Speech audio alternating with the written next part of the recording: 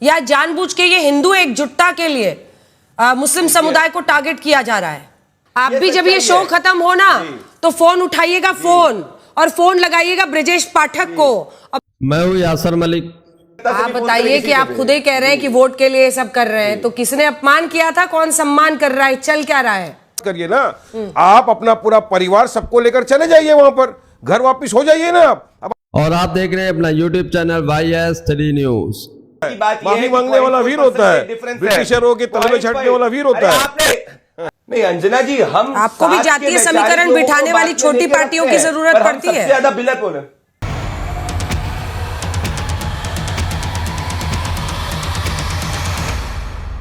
गोदी media anchor Anjana Kashyap ने छोड़ी दलाली और बीजेपी के प्रवक्ता से सवाल पूछे, और जब बीजेपी के प्रवक्ता सवालों के जवाब से भागने लगे तब गोदी मीडिया एंकर अंजना कश्यप ने उनको सवालों से भागने नहीं दिया और बीच बीच में रोकती और टोकती भी रही, जिससे बीजेपी के प्रवक्ता घबरा जाते हैं। बीजेपी प्रवक्ता एकदम खामोश हो जाते हैं, क्योंकि बीजेपी के प्रवक्ताओं की ये आदत होती है कि उनको बीच में कोई टोके नहीं, इसलिए वो लगातार कुछ भी बोलते हैं। लेकिन आज ऐसा नहीं हुआ। अंजना कश्यप ने बहुत शानदार डिबेट की है। घर वापसी पर जो मोहन भागवत का बयान आया उस पर यह डिबेट चल रही थी। यूपी इलेक्शन आते ही हिंदू मुसलमान की राजनीति शुरू हो गई है। फारिस पठान और हमीद जमाई ने खूब अच्छी तरीके से बीजेपी के प्रवक्ता और बीजेपी के समर्थन में जो बैठे मौलाना था उसकी अच्छी खासी धज्जियां उड़ाई है। तो पूरी डिबेट देखकर जाइए, बहुत शानदार डिबेट होने वाली है। और क्या कुछ यूपी के इलेक्शन में होने वाला है वो इस डिबेट में आपको पता चलेगा। अंजना कश्यप ने बहुत अच्छे तरीके से धोया है बीजेपी के प्रवक्ता को। आपकी पार्टी के नेता किस आधार पर, अजमल कसाब कौन था आपको पता नहीं है? मतलब अजमल कसाब को जस्टिफाई करना चाह रहे हैं, क्या करना चाह रहे हैं इम्तियाज जलील? ऐसी हरकतें रहती है, इसी वजह से हार गए चुनाव। मोहन भागवत जी की तुलना, वो संघ की तुलना कर रहे हैं अजमल कसाब से।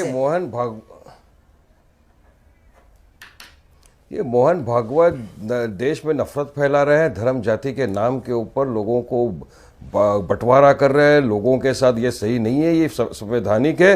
Article 25 right to practice religion की इजाजत था। मैं मेरा धर्म प्रैक्टिस करूंगा, आप आपका धर्म प्रैक्टिस करिए। इक्वालिटी की भी धज्जियां उड़ा रहे हैं आर्टिकल 14 की, ये बता के घर वापसी। यानी अगर आप क्या एक आरएसएस को एक ये निकालना चाहिए ऑर्डिनेंस कि भाई जो आ जाएगा सबको ब्राह्मण बना देंगे, क्षत्रिय बना देंगे, ये भी बता दो ना। अरे देश संविधान से चलेगा, ये संघ की विचारधारा से नहीं चलेगा अंजना जी। ये इस तरह से नफरत फैलाना अब डैमेज हो चुका है यूपी में। कितना भी आप वहां पर फायदा भी होने वाला है। आप घर वापसी से लफ्जों का इस्तेमाल करके पूरे मुसलमानों का सबका अपमान करो। अरे सुनो, अगर कोई हिंदू कन्वर्जन करेगा तो क्या बोलेंगे आप उसको? हाँ, साजिश बोलेंगे, एंटी नेशनल बोलेंगे। और ये मुसलमानों को इस तरह का कोई कहीं जाने वाला नहीं है। जे मुसलमान था अपने ईमान पे, आप लोग जब कन्वर्जन करते हैं आप साजिद को राहुल बनाते हैं और राहुल के नाम पे कन्वर्जन करते हैं। 3 बच्चे पैदा करो अंजना जी। आप जब कन्वर्जन करने का प्रयास करते हो, क्या बोला? साजिद के नाम पे राहुल बनाते हो। नहीं, आप सुनिए भाई, बीच में ऐसा बोलने का अलाउड नहीं है। क्या है वारिस जी, बोलने दीजिए उनको, थोड़ा सा बोल जल्दी। ये अंजना जी सही बात नहीं है। बोलिए वारिस भाई, बोलिए। अब उसके बाद मोहन भागवत ने क्या बोला कि 3 बच्चे पैदा करो। अरे मोहन भागवत जी, बच्चे पैदा करने के लिए शादी करना जरूरी है? आप तो शादी भी नहीं करते और बस ज्ञान देते हो 3 बच्चे पैदा करो। उसके पहले भी महाराष्ट्र में इनकी जो लेडी थी वो बीजेपी की, उन्होंने कहा मुसलमान 19 बच्चे पैदा करते हो। अरे 40 बच्चे पैदा करो। कौन रोकता है आपको बच्चे पैदा करने से? क्या कोई सरकार ने कानून बनाया कि 5 बच्चे से ज्यादा जो पैदा करेगा उसको खाना नहीं मिलेगा, उसको जेल में डाल दिया जाएगा, उसको ये फैसिलिटी नहीं मिलेगी, वो फैसिलिटी नहीं मिलेगी? ऐसा तो कोई कानून देश में है नहीं करना कर सके मगर मुसलमानों को बदनाम करना, ये मुसलमानों को बदनाम, इतने बच्चे पैदा कर, टीआरएफ रेट डाउन होता जा रहा है मुसलमानों का। आप देखिए ना देश के अंदर डेटा चेक नहीं करते, कुछ करते नहीं है और बस 19 बच्चे। कौन ज्ञान दे रहा है मालूम है? जिसके छोटा सा रिएक्शन प्रदीप जी, फिर अमित जी जुड़ गए हमारे साथ। बच्चे पैदा करो, इसके 2 बच्चे। ठीक है 2 बच्चे पैदा करने वाले समझ में आ गया कि इम्तियाज जलील ने जो कहा है उसको आप गलत मानते हैं। अच्छी बात है वारिस जी का इंतजाम करो। वारिस जी गलत मानते हैं अपने पूर्व सांसद के बयान को, क्योंकि कम से कम उन्होंने डिफेंड नहीं किया। मिस्टर भंडारी भाई, वारिस भाई अगर आप सेक्युलरिज्म की बात करोगे तो ऐसा लगेगा कि जमाते इस्लामी जो है वो संविधान की बात कर रही है। ये रहा आपका पुराना वीडियो, 15 करोड़ मुसलमान बता देंगे 100 करोड़ को हिंदुओं को क्या है। ये रही आपकी सोच। आप तो जाके आपके नेता असदुद्दीन ओवैसी तो गए थे ना याकूब मेनन के लिए पेटिशन करने के लिए, है तब ये दिखा नहीं सेक्युलरिज्म, तब नहीं दिखा सेक्युलरिज्म। जब धमकाने का प्रयास करा वारिस भाई तब नहीं दिखा सेक्युलरिज्म, हाँ देश को विभाजन नहीं दिखा तब सेक्युलरिज्म, एक्सपोज हो गए जब याकूब मेनन के लिए गए थे रात को 2 बजे ठक ठक ठक दरवाजा खुलाने के लिए, भूल गए? अरे आप लोगों के मसीहा याकूब मेनन है, आपका मसीहा बाबर है, आपका मसीहा औरंगजेब है, इसीलिए आपको राष्ट्र को जोड़ने वाले सरसंघचालक जी के खिलाफ देखना पड़ता है। और सुनिए टीएफआर के अंदर गैप जो है ना 0.5% का है। हमारे वीर सावरकर है, हमारे नेताजी सुभाष चंद्र बोस है, हमारे समझे। अरे जाके क्या बात करोगे वारिस पठान, माफीनामे वाला वीर होता है, माफी मांगने वाला वीर होता है, ब्रिटिशरों के तलवे छाटने वाला वीर होता है। अरे ये कहां से आ गया वीर? होगा ब्रिटिशर के साथ में रजाकारों के साथ में खड़े हुए थे, रजाकार अरे बहादुर था टीपू सुल्तान, मर्दे मुजाहिद, हैदराबाद भारत का हिस्सा नहीं होता, ब्रिटिशरों से लड़ते लड़ते शहीद हो गया, वो बहादुर था।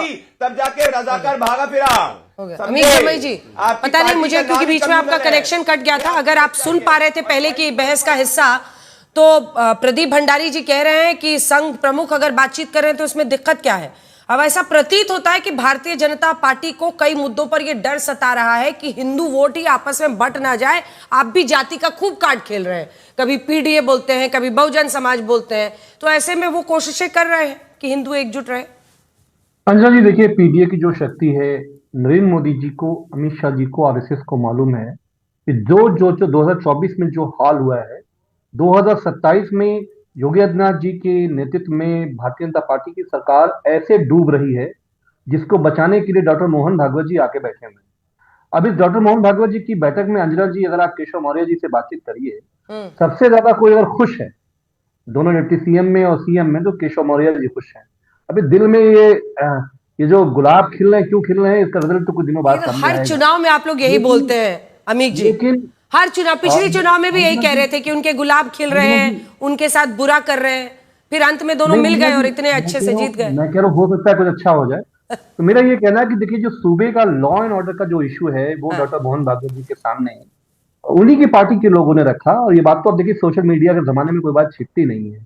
आप जानते हैं कि फर्रुखाबाद में अनुपम दुबे और का जो पूरा एक प्रकरण है, जिसपे सर्वोच्च न्यायालय ने डीजीपी उत्तर पुलिस को बहुत ज्यादा लताड़ लगाई थी। दोबारा जिस तरह से ब्राह्मणों का प्रोसिक्यूशन उत्तर प्रदेश में, मेरे ख्याल से दलितों का हजारों साल में इतना बुरा हाल नहीं हुआ होगा जो योगी आदित्यनाथ जी के जरिए, उनकी पुलिस के जरिए उत्तर प्रदेश में ब्राह्मणों का हाल है।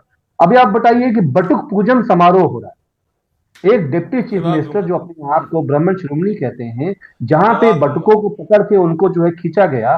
भाई आप पुलिस को सस्पेंड करिए, आप डीजीपी को बुलाइए। जवाब दीजिए प्रदीप जी, प्रदीप जी सीधा जवाब दीजिए इसका। समारोह क्या होता है?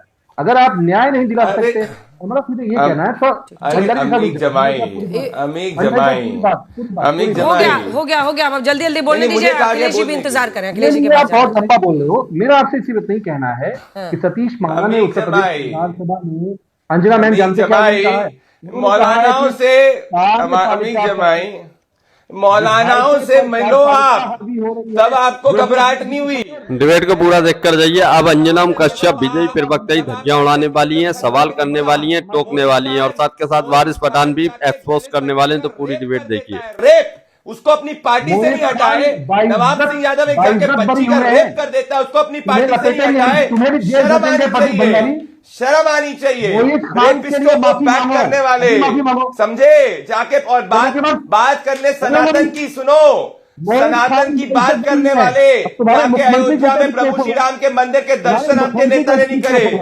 अरे बोलूंगा मैं, मोहित खान ने जाके प्राइमा फेसी एक दलित बच्ची का रेप करा था, समझे, ये सच्चाई है। ऊपर के कोर्ट तक जाया जाएगा, ऊपर के कोर्ट तक जाया जाएगा, समझे, ये सच्चाई है। अब मुझे बताओ, आदरणीय अखिलेश यादव जी की जब धर्म पत्नी के खिलाफ आपत्तिजनक टिप्पणी मौलाना साजिद राजदी ने करी थी, आपके तुष्टीकरण का चश्मा ऐसा था कि आप उसके खिलाफ तक नहीं बोल पाए, समझे। आपका प्रदीप भंडारी जी, सिर्फ और सिर्फ परिवार डेवलपमेंट, मिस्टर भंडारी, ये तमाम आरोप आप लगा सकते हैं, लेकिन जिस मोहित खान केस की आप चर्चा कर रहे हैं उसको तो Samajwadi party leader Mohit Khan has been acquitted in by Ayodhya court in the minor gang rape case. वो तो दूसरे गैंगस्टर एक्ट में किसी कोई केस चल रहा है जिसकी वजह से जेल से बाहर नहीं आए हैं, लेकिन इस केस में तो अयोध्या कोर्ट ने बरी कर दिया है। अंजना जी, अंजना जी तो आगे क्या अयोध्या कोर्ट का डिसीजन फाइनल तो नहीं होता ना? लॉ क्या कहता है? हाईकोर्ट पे चैलेंज हो सकता है, हाईकोर्ट से सुप्रीम कोर्ट पे चैलेंज हो सकता है। मैं राहुलियन ही नहीं हूं, राजीवियन था। जरा उससे पहले अप्रूवल लेके आओ। जमात के साथ में अलायंस करते हो, शरीयत का सपोर्ट करते हो, संविधान की बात करोगे? उत्तर प्रदेश के अंदर पिछली बार लड़ी थी ना प्रियंका वाड्रा जी, लड़की हूं, लड़ सकती हूं। क्या रिजल्ट निकला? 90% सीटें जब्त हो गई। आप भी जब ये शो खत्म हो ना तो फोन उठाइएगा, फोन और फोन लगाइएगा ब्रजेश पाठक को, और ब्रजेश पाठक जी से पूछिएगा कि क्या चल रहा है, क्या कर रहे हैं। हाँ, शंकराचार्य के मुद्दे पे दहाड़ रहे हैं मुख्यमंत्री जी और उप मुख्यमंत्री जी जाके पूजा फूल बरसा रहे हैं। क्या चल रहा है? यही तो लोकतंत्र है। तीसरी बार भाजपा की सरकार लाने के लिए कार्यरत है वो। आप नोट करिएगा मेरी वीडियो, और आपके शो को तो दुनिया देखती है अंजना जी। तीसरी बार भारतीय जनता पार्टी की सरकार आदरणीय उत्तर प्रदेश के मुख्यमंत्री योगी आदित्यनाथ जी के नेतृत्व में, मोदी जी के नेतृत्व में बनने वाली है। उसी के लिए कार्यरत ब्रजेश पाठक जी हैं। तो भले वो भाजपा का कार्यकर्ता, छोटा सा कार्यकर्ता बूथ का हो या जाके डेप्यूटी सीएम हो, हम सब तो जाके बूथ पे वोट लाने की और समाज को जोड़ने की बात करते हैं। ये समाज को जोड़ने की बात करते हैं। सब बात समझ गए। आप कार्यकर्ता आप बताइए कि आप खुद ही कह रहे हैं कि वोट के लिए सब कर रहे हैं, तो किसने अपमान किया था, कौन सम्मान कर रहा है, चल क्या रहा है? मतलब अब तो तय हो गया ना कि डैमेज कंट्रोल है। सब सम्मान ही कर रहे हैं। नहीं सभी सब सम्मान, कोई डैमेज कंट्रोल नहीं है। आप रीडिंग बिटवीन द लाइंस कर रही हैं, विच इज द थिंग। सभी समय सबका हक है दिखाने की। आरएसएस को ये निकालना चाहिए कि जो भी आएगा, आरएसएस को एक ऑर्डिनेंस निकाल लेना चाहिए ना अंजना जी। इतना आगे बढ़ गए तो कि जो आएगा तो उसको ब्राह्मण बनाएंगे, कि क्षत्रिय बनाएंगे, कि क्या बनाएंगे, ये तो बताना चाहिए ना। और मैं तो आपने सही सवाल किया। अब जो बैठे हुए हैं ये मानसिकता की बात कर रहे हैं, इतने फैज खान सब कुछ बात कर रहे हैं, तो मैं तो इनको आप शुरू करिए ना। आपको किसने रोका? आप पहले शुरू करिए, जाइए पूरे परिवार को लेकर, पहला बाद में देखेंगे। आप इतने बड़े आरएसएस के विचारधारा से प्रभावित है, हिंदुओं में जो जाति मैं आ रही हूं। फैज जी आपकी आवाज विचारधारा से प्रभावित है। फैज साहब तो आप सबसे पहले शुरुआत करिए ना। आप अपना पूरा परिवार सबको लेकर चले जाइए वहां पर, घर वापस हो जाइए ना। अब आपको पता चलेगा वहां क्या बनाएंगे, आपको ब्राह्मण बनाएंगे, क्षत्रिय बनाएंगे, क्या दलित भाई बनेंगे, क्या बनाएंगे, आपको पता चलेगा। वहां तो जाइए, पहले खुद चले जाइए। क्योंकि मैं भारत भारतीय संस्कृति का सम्मान करता हूं। आप अपने वालिदैन की खोज आज भी सऊदी अरब में करते हैं, जो मोहन भागवत जी बोल रहे हैं, सरनेम लगा के चल रहे हैं। भाट, भाटी, गुजर, पटेल, चौहान, चौधरी, ये सब सरनेम मुसलमानों के क्यों हैं? क्योंकि पूर्वज हिंदू है। वो कह रहे हैं मानसिक रूप से भी मान लो, मुंडन बाद में करवाना, तिलक बाद में लगाना, हवन बाद में करना, मानसिक रूप से मान लो। मैं बारंबार इस बात को कहता हूँ। यहाँ अमर मस्जिद जाए, मंदिर जाए, कोई दिक्कत नहीं है। अकबर मस्जिद जाए, एंथोनी चर्च जाए, कोई दिक्कत नहीं है। केवल ये मानना है कि सबके पिता किशन लाल है। भाई हम मुसलमान हैं, हमको दिक्कत नहीं है कोई। हम ईसाई हैं, पर पूर्वजों से हम सब हिंदू हैं। इस देश के वासी हैं। हमने ख्वाजा गरीब नवाज के हाथों इस्लाम धर्म कबूल किया। इस सच्चाई को स्वीकारने में क्या दिक्कत है? इस सच्चाई को आप स्वीकार लीजिए। भाई आपको संबित पात्रा जी ने एक बहुत अच्छी बात आपको कही थी, बाबर ने आकल केवल मंदिरों को तोड़कर मस्जिद में परिवर्तित नहीं किया। हमारे जो राम नारायण भाई थे उनको भी वारिस पठान बनाया, तो यह भी सत्य है।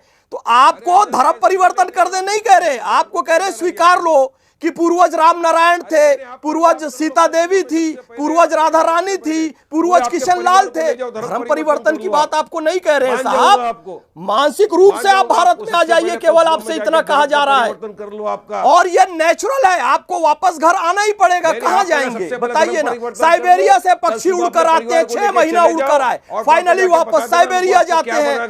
दिन भर काम करने के बाद कहीं भी रहो, फाइनली वापस घर जाते हैं। मेरे नबी तक ने जब मक्का उन्हें छोड़ना पड़ा और मदीना गए, और जब उनके पास ताकत आई तो वापस अपने घर लौट कर आए, मक्का शरीफ आए। आपको फाइनली घर ही आना है, मानसिक रूप से घर आइए। चलिए ठीक है। अरे कहीं भेज नहीं रहे हैं, मानसिक रूप से तो भारत में रहो। लेकिन भंडारी जी जो कह रहे हैं वारिस पठान साहब, तो संघ की तरफ से कह रहे हैं कि ऑर्डिनेंस ही ले आइए, या जानबूझ के ये हिंदू एकजुटता के लिए मुस्लिम समुदाय को टारगेट किया जा रहा है? सीधा प्रश्न है। इसके बाद अखिलेश जी आपके पास। नहीं, उन्होंने मुसलमानों के खिलाफ, अंजना जी, उन्होंने मुसलमानों के खिलाफ क्या बोला? उन्होंने तो यही कहा कि हम सबके पूर्वज हिंदू हैं और सबको स्वेच्छा से जो अल्टीमेटली व्यक्ति होता है वो अपने रूट पे जाता है। तो वारिस पठान का भी रूट हिंदू है। आज उनके कोई बात नहीं, तो उनकी याददाश्त गजनी की जैसे खो गई उसी जैसे खो गई। पर मैं आपत्ति लूंगा जिस तरीके से समाजवादी पार्टी के प्रवक्ता ने हमारे हिंदू दलित भाइयों का अपमान किया। अगर प्लीज एक एक करके सबकी आवाज देते हैं प्लीज। मैं वारिस भाई पहले मैं आपत्ति इस बात पे लूंगा कि कैसे समाजवादी पार्टी के प्रवक्ता ने इस देश के करोड़ों हिंदुओं दलितों का अपमान किया। अगर मैं जाति की बात करूं तो मुसलमान समाज में भटियारा दलित होता है, फकीर दलित होता है, शाह, दफली, नाट, हलको, लालबेगी, बदाई, बंजारा, धोबी, रंकी, रंगरेज, जोगी, मोची, मुकेरी, बाको। तो मैं इनसे पूछता हूं, अमीर जमाई तुम मुसलमान ओबीसी हो, मुसलमान दलित हो कि मुसलमान जनरल हो?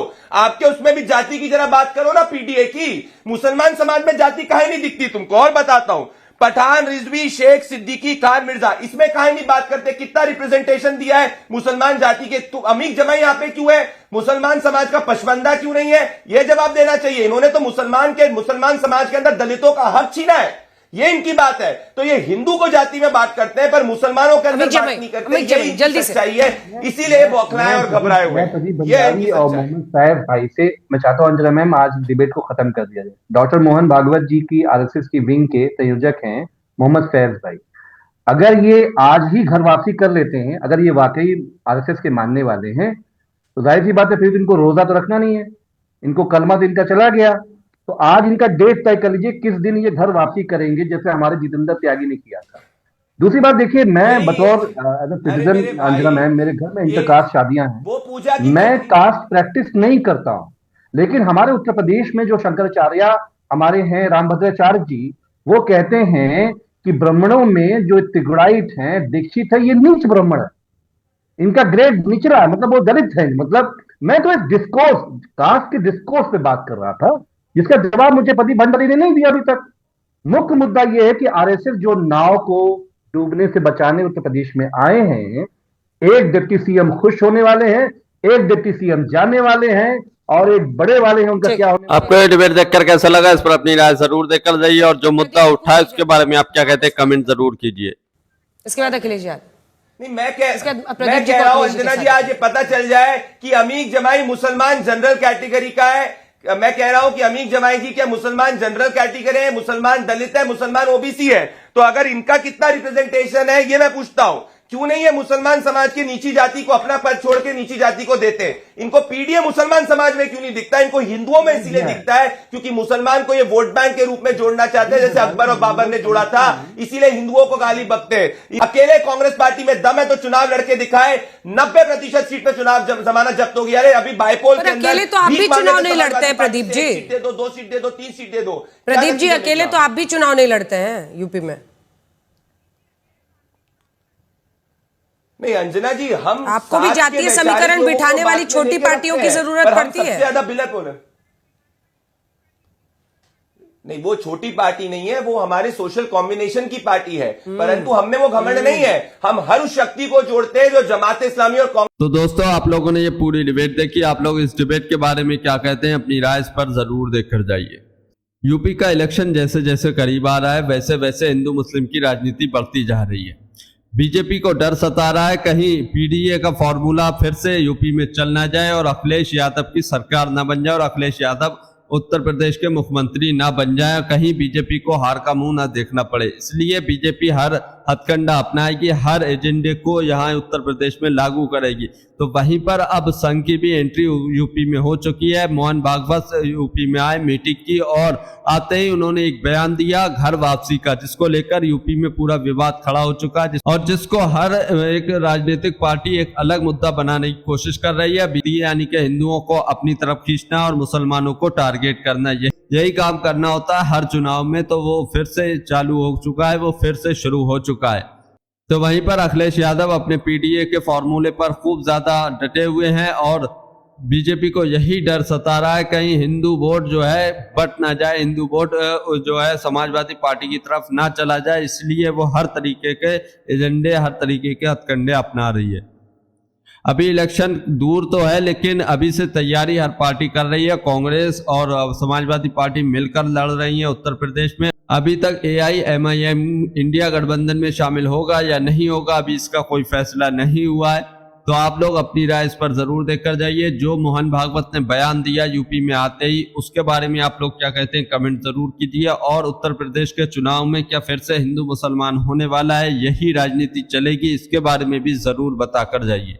अब एक ये पैटर्न बन चुका है, जिस राज्य में चुनाव आता है वहां पर जो है हिंदू मुसलमान के मुद्दों को खोजा जाता है और हिंदू मुस्लिम किया जाता है, क्योंकि बड़ी आसानी से इसी मुद्दे पर चुनाव पार्टी जीत जाती है। तो जैसा वेस्ट बंगाल यानी पश्चिम बंगाल में चुनाव चल रहा है, वहां पर एक मुद्दा उठाया गया बाबरी मस्जिद का, जो हुमायूं कबीर ने ऐलान किया था, बहुत पहले ऐलान किया था बाबरी मस्जिद बनाने का, जो कि सरासर गलत है। मस्जिद बनाइए, बाबर के नाम पर कुछ मत बनाइए जिससे दो गुटों में, दो समाज में नफरत फैले। ऐसा कोई काम नहीं करना चाहिए और जो ऐसा काम करे उसके खिलाफ सख्त से सख्त कार्रवाई होनी चाहिए। लेकिन बीजेपी ने इस मुद्दे को वहां पर लपक लिया है और हिंदू मुसलमान की राजनीति बाबरी मस्जिद के नाम पर फिर से शुरू कर दी है पश्चिम बंगाल में। तो वहीं पर जैसे ही यूपी का चुनाव आया, यूपी में भी घर वापसी के नाम पर जो है हिंदू मुस्लिम की राजनीति शुरू हो गई। तो आप लोग इसके बारे में क्या कहते हैं जरूर बताकर जाइए कि कहीं किसी भी राज्य का चुनाव हो, क्या उस राज्य में हिंदू मुस्लिम की राजनीति चलनी चाहिए, मंदिर मस्जिद की राजनीति होनी चाहिए, या धर्म को राजनीति में लाना कितना सही है, अपनी राय जरूर दीजिए।